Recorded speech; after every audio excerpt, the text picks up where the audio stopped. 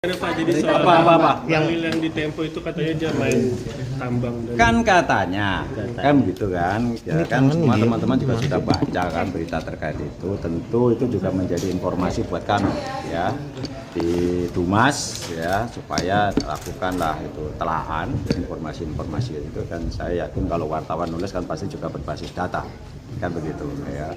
Itu yang sementara kami perintahkan ke Dumas supaya dilakukan telahan ya, lakukan klarifikasi.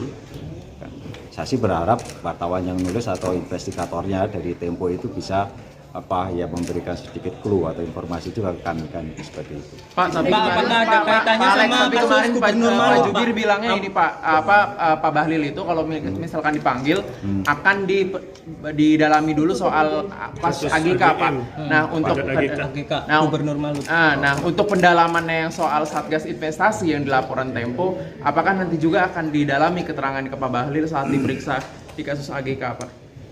Kan kita belum sampai rencana untuk memanggil yang bersangkutan. Sekali lagi kan itu baru informasi awal ya dari wartawan dari majalah Tempo, dan perjalanan perkara atau kasus di KPK itu kan dari Dumas telaannya dulu kan, itu nanti yang akan kami lakukan ya, termasuk pengkayaan informasi dari berbagai sumber tentu saja. Makanya kemarin saya juga bilang koordinasi dengan Kementerian Investasi sendiri kan begitu kan, bagaimana misalnya apitnya atau inspektoratnya itu melakukan pengawasan terhadap proses bisnis terkait dengan misalnya kan pencabutan perizinan dan lain sebagainya, termasuk pemulihan dari perizinan itu, bagaimana proses bisnisnya, apakah sudah terawasi dengan baik dan lain sebagainya, kayak seperti itu nanti yang kami KPK emang nggak ada temuan misalkan melakukan soal bagaimana proses kebijakan EU, penutupan EU dan kemudian diterbitkan, apa memang KPK tidak mengkaji hal-hal seperti itu yang memang sangat rentan? Ya sebetulnya kan itu kan di Kementerian SDM sudah ada kan mekanisme seperti itu kan, pencabutan izin. Tetapi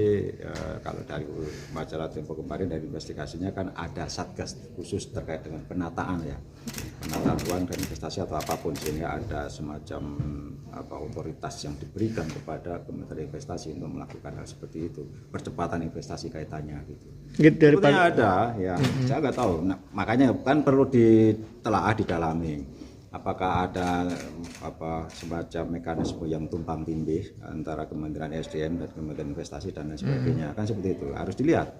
Saya kan belum mendalami semuanya itu. Artinya dengan membuktikan